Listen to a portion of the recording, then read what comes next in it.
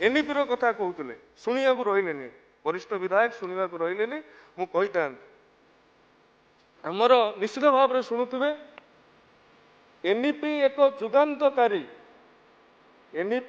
जुगान्तकारी पदक्षेप माननीय प्रधानमंत्री नहीं एवं ताकू प्रणयन करने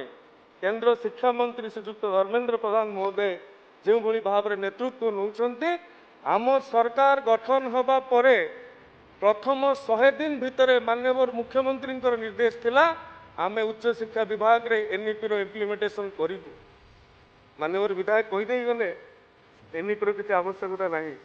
आ एनईपीटा अक्षमणीय भूल मु कही रखा चाहे कि एनईपी आवश्यकता कौन जेतेबेले भारत वर्ष रे महोदय जेतेबेले भारत वर्ष रे सभ्यता शीर्ष सोपान रे पहुंची आमे सभ्यतार आलोक रे विश्व को आलोकित करुले सेतेबेले पृथ्वीर अन्य प्रांत गुड़िकर अन्य देश गुड़िकर सभ्यता आरंभ ही नथिला सुनर आविष्कार किए करिसंती आर्यभट्ट करिसंती आगे सुनर प्रयोग किए करिसंती ब्रह्मगुप्त करिसंती आगे चरक संहितार कौन लिखा सुश्रुत संहितार कौन लिखा फादर ऑफ सर्जरी क्या कहु फादर ऑफ प्लास्टिक सर्जरी क्या कहु कणादत्त अणुपरमाणुर तत्व देते परवर्ती समय रे पाश्चात्य देशर वैज्ञानिक माने कहले गॉड पार्टिकल भूपृष्ठ केते 100 मीटर तले परीक्षण कले आमर तो पठाणी सामंत 2 खंड बाउंश नड़ी धरिकी ग्रह नक्षत्र गतिविधि भी जानी पारुले पहाड़ उच्चता मापी दौले जहाँ आज आम पिला पढ़ाऊँ पाइथागोरस थ्योरम कही से कथा तो जना था पठाणी सामंत परामयी तो पंच सिद्धांतिकार तो कही पारुले ग्रह नक्षत्र गतिविधि मंगल ग्रह रे पानी बा तरल पदार्थ अच्छी एक पंच सिद्धांतिकार बराहमीर लिखिं आगे ये हूँ इंडियन नॉलेज सिस्टम ये हूँ भारतीय ज्ञान परंपरा किंतु 1835 मसीह जितेबले मैक्ले आसिले मैक्ले तांकर मिनिट्स ऑफ 1835 रे 2 पद लिखिं से कथाटा को मुझे गृह उल्लेख करने चाहूँगी मैक्ले कहते I have travelled the length and breadth of India but I have not seen any person who is a beggar. I have not seen any person who is a thief. I have seen persons with much more intellectual value. I have seen person with much more caliber.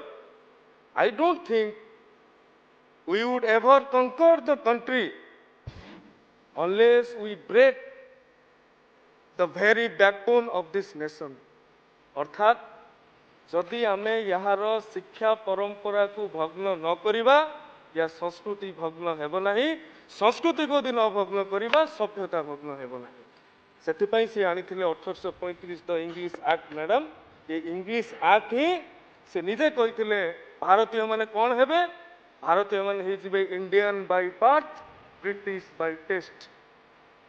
देह भारतीय रहिबो किंतु अंतर हो British अर्थात भारतीय माने केवल गोटे किराणी चाकरी ही योग्य हो पारे भारतीय माने तांकर पूर्व परंपरा को भूली जिबे एक कथा 1835 मसीह जेतेबेले मैक्ले प्रणयन करथिले 1866 मसीह ओडिशा रे जेतेबेले नौंग दुर्भिक्ष पड़िला सी आउ गोटे बड़ 5 किलिया हाथुड़ी माड़ आम मेरुदंड उपरे पड़िला ये जाति सेबेठू आज्ञा दबी जाइए ये जातिर शिक्षा व्यवस्था को उन्नत न करवा जाए आम पाखे नालंदा थिला आगे आम पाखे तक्षशिला थिला आम पाखे पुष्पगिरी थिला ये अविभक्त कटक अंचल जहाँ षष्ठ शताब्दी रे हुएंसा आसिकी कहीकि जाइछंती सीयूटी रे पुष्पकिली ये हूँ आज्ञा पुष्पगिरी नालंदा तक्षशिला उच्च शिक्षा अध्ययन करने लोक पुष्पगिरी को आसुले एक आम कहूना एक हुएंसा